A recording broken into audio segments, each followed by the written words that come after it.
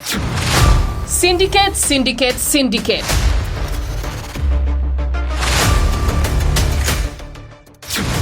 थारैनो सोलिगासिनो दं मारो नामा दाउ ब्रयलारनि सिन्डिकेट।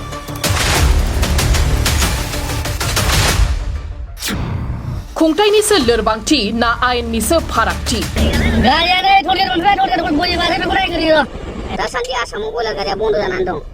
बयलारखौ बन्द खालामनानै दं बेन खालामनानै सरकारा, नाथाय सरकारनि मानसियानो पुलिसानो हक सोरबायानो हक बाहाय फैसा लायै लायै बे बयलार गारिखौ बेंगलनिफ्राय बारहोगासिनो दं।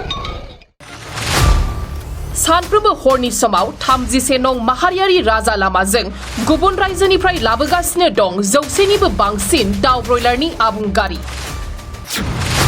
आयेन बायदियै लाबोदों ना सरकारनिफ्राय गनायथि मोननानै लाबोदों मोनसे गिदिर सोंथि। श्रीरामपुर गेटत सिन्डिकेट चलि আছে 0 30 लाख 40 लाख फाय बोले মই এইবিলাক শুনি আছো।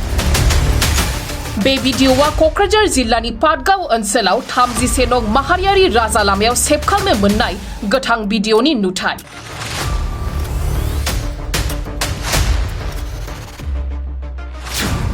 थारैनो सिन्डिकेट सोलिमारदोंब्ला सोरनिबा आखाइ दं नामा?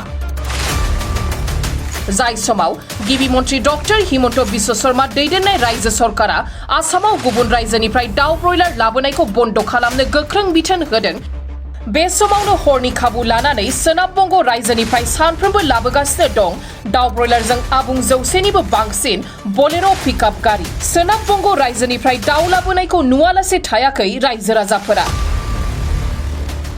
नाथाय नुनानैबो नुयै बायदि थादों पुलिस बिफान आरो खुंथाय सरकारा।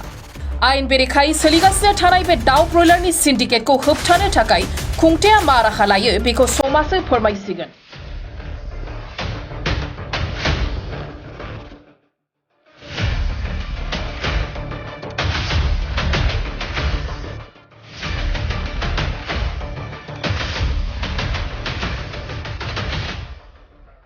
मोनसे फोरमायनाय गसाइगावनिफ्राय बारदों होनदों अरिजिनेल बा हरनि 1टा बा 12टा समाव मानो बारखो बेफोरबो मोनसे कुइसन।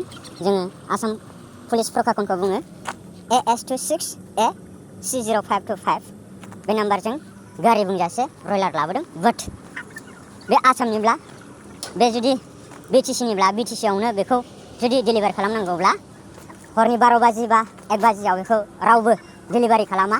स' बेवहाय बे जाल दं होननानै बा बे मेजालि दं होननानै जों मोनथियो। जिखिजायानो जाया मानो पुलिस प्रखाखना मा बिधानखौ लायो बेनो उननि समावहाय माबा मोनसे बिजिरनायाव फैगोन होननानै जों फोथायनाय थाबाय। स' थेंक इउ। आरो मोनसे दा नोंनिखौ होननानै मिथिया सार मोनसे दा आरो बयनिखौ होनो दाबो गारि बिसोरगासिनो नै दाबो आं जों नोंनिखौ ना मिथियाखैलाय सार मोनसे दा रावजोंबो लोगो जायाखै जोङो। जोंहा नैबे इन'भाखौ मोनसेल'खा मिथिबाय, रावजोंबो लोगो जायाखै जों इन'भाखौ मोनसेल' दङ जोङो। दा जोङो नैबे आथिया बारियाव जोङो होसोगासिनो नै 11 खान 15 खान गारि बासो